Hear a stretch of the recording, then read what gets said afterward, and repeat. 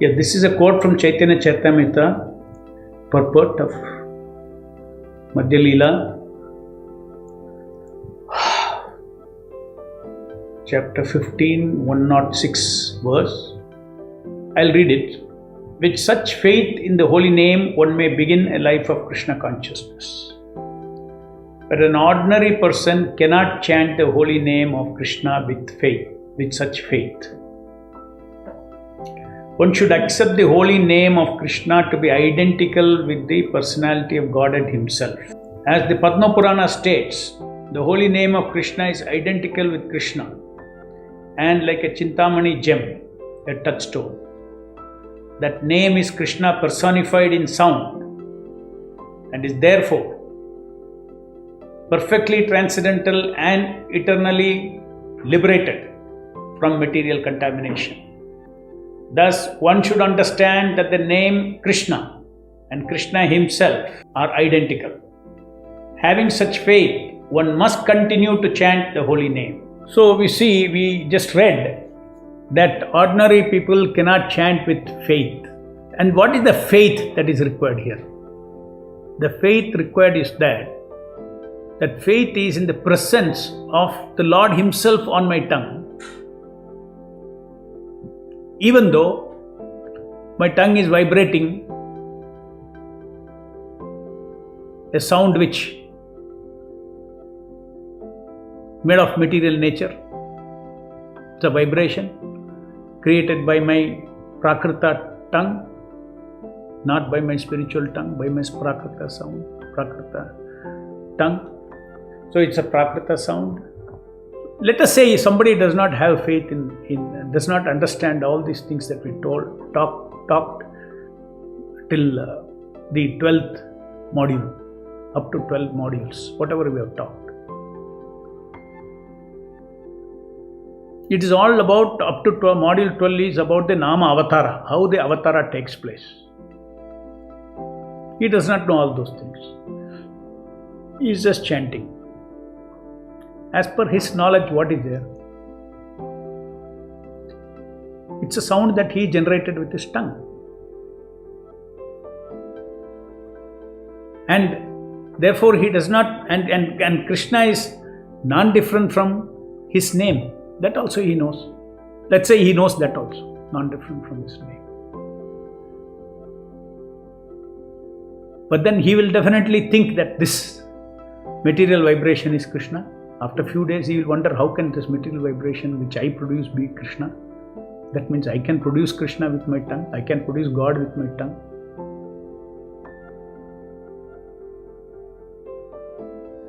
That is why our Acharyas have explained the Nama Avatara principles. Then his faith will shake. If he's a neophyte, somebody tells him, what are you talking? You say, you're saying it is non-different from Krishna, non-different from God, the sound you are producing. How can that be?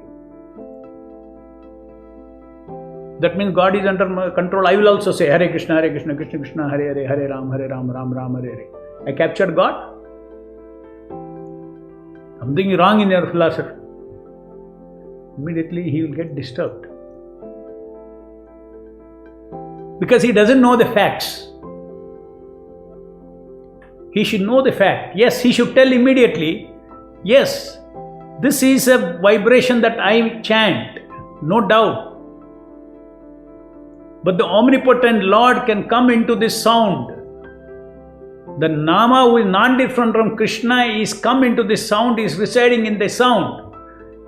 And this sound has become omnipotent because of the Shaktis from that Nama. This Aprakrita Nama, the transcendental Nama, the Shuddha Nama, is the Surya of Satchidananda. Kalikale, Namarupe Krishna Avatara, he has entered this sound on your tongue. That is why, sir, that sound on my tongue is not ordinary sound. Now Krishna is there, the transcendental sound of Krishna is also there, but I cannot hear the transcendental sound. Even though I cannot hear the transcendental sound, I know why I cannot hear the transcendental sound. I cannot hear the transcendental sound because I don't have spiritual senses. Spiritual sound has to be vibrated with the spiritual tongue. Spiritual sound has to be heard with the spiritual ears. So I don't have either of these things. Now my spiritual senses are covered with the material senses, material tongue, material ears, material mind is covering my original senses with which I could chant the spiritual name of the Lord, which is, then there is no two names and all, Shakti Avasha Nama and Aprakrita Nama and all. There is only one name. In the spiritual world, there is no Shakti Avasha Nama.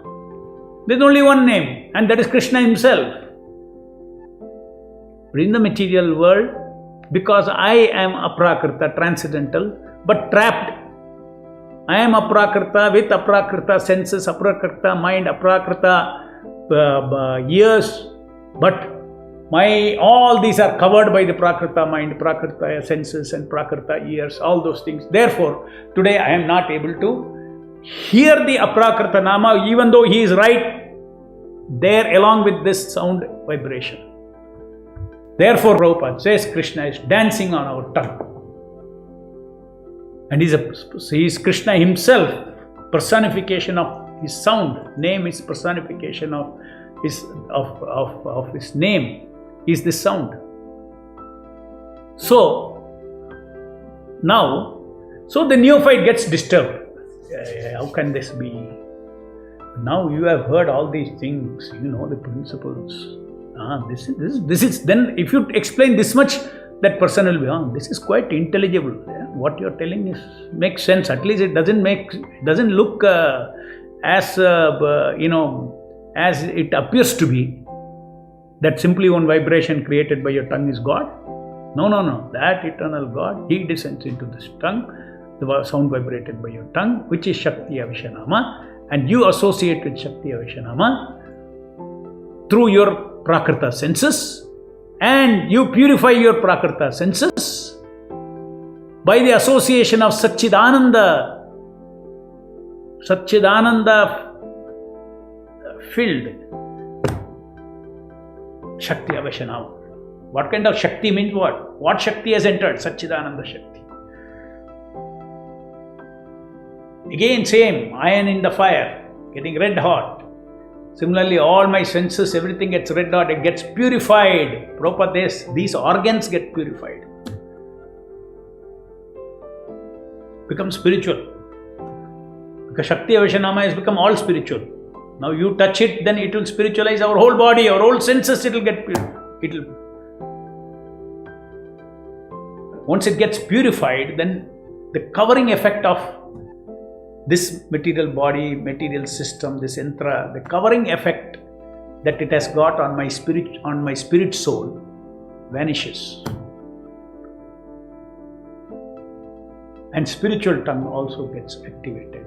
Spiritual ears get activated. Spiritual mind gets activated. But you have to wait for that.